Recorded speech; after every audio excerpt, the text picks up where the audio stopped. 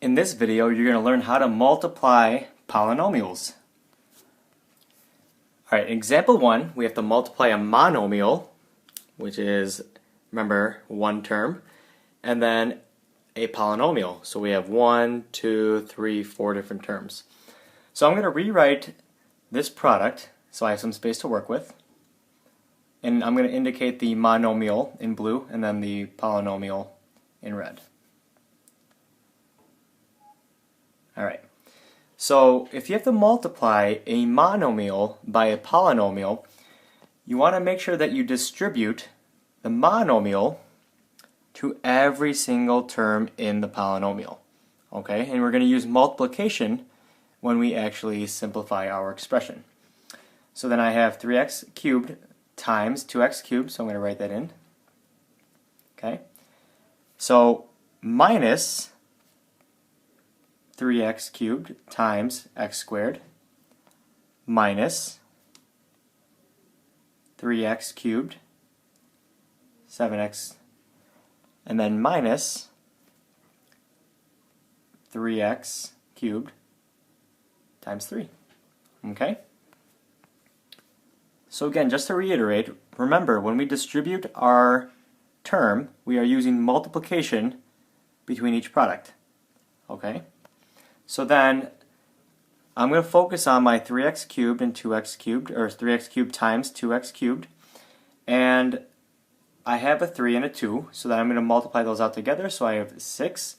And then remember, if we have two powers with the same base, all we have to do is add our exponents. Okay? So we're multiplying, not adding the two terms together, we are multiplying out, so then we apply the properties of our exponents in this situation. So now we have 3 plus 3, so we have 6x to the 6th. Okay, so the same thing applies to every single product. So for 3x cubed times x squared, well, I just have a negative 3, so I'm going to write that in. And then two powers with the same base but different exponents, add those together, and then you get 3x to the 5th. Next one in line, we have negative 3x cubed times 7x. Well, I'm going to write down the negative and then multiply out my 3 and my 7. I get 21. And then I have two powers again with the same base of x. The exponents, we have 3, and then we have a 1 in place for the, I guess, the no value you would see, but it's technically a 1. Add their exponents, and then write it in, 21x to the 4th.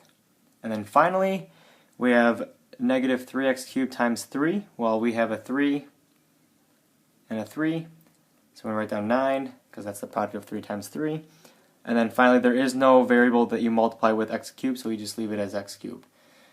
Alright, so once you distribute all of your monomial to every term in your polynomial, double check to see if 1, your polynomial is written in descending order or standard form, and if there are any like terms to combine.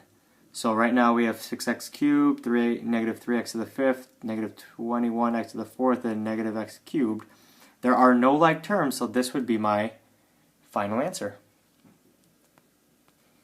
Alright, in example 2, we have to multiply two polynomials together. So we got two different polynomials that we are actually working with. Now, just like before, when we multiply polynomials, we have to make sure we distribute every single term using multiplication to every single term in the other polynomial. And I have a little strategy to make sure that we account for every single term in each polynomial and that we're actually multiplying everything out. Okay? So I'm going to label my terms 1, 2, and 3 and draw a box to the left. Okay, it's really fast. Alright, so since we have 1, 2, and 3 terms in the first polynomial, I'm going to make 3 rows in my box. Okay, so then I look at my second polynomial and I'm going to label them 1 and 2. And so then since I had 3 rows in my box, or 3 rows in my polynomial, well, 3 terms in my polynomial, I made 3 rows. My second polynomial had 2 terms, so I'm going to make 2 columns. Down the line, I'm going to write down the terms of my first polynomial. So in orange, I'm going to write down a squared, negative 6a, and then negative 3. And then across the top, I'm going to write down the two terms in my second polynomial, 2a and then negative 5. Alright, so then we have our terms written out across and down the line. So we're going to use multiplication when we actually distribute using multiplication. And what I mean is that we're going to multiply 2a times a squared, and we're going to put that product in this box, a squared times negative 5, and put that product in this box.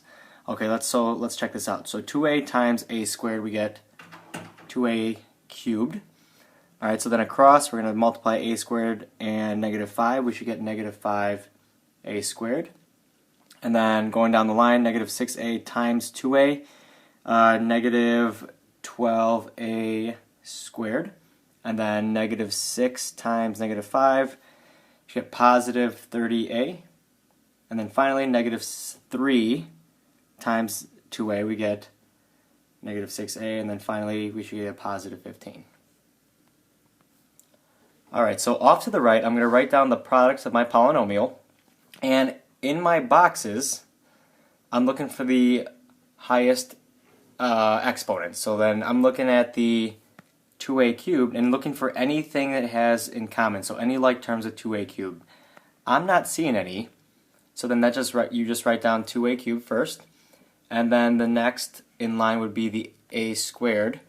So then we have actually this box and that box. We have to combine them, so we actually have a negative 12a squared minus a 5a squared. So negative 12a squared minus 5a squared will get negative 17a squared. And then the next we have two like terms, 30a and negative 6a. So negative 6a plus 30a, we get, put smiley faces to indicate that those are like terms, we get a positive 24a. And then the Lone Ranger here has no like terms. The constant is plus 15. Alright, pause the video, try this one on your own, and then unpause it to see how you did. Alright, how'd you do? Alright, same thing, pause the video here, and check out how you would do the second you try now. Did you get it right? Alright, last but not least, try multiplying out these two polynomials. Were you 3 for 3, 1 for 3, 2 for 3? Well, that is the bell. Make sure that you definitely write that down if you did well, did not understand, and then I can help you out the next day.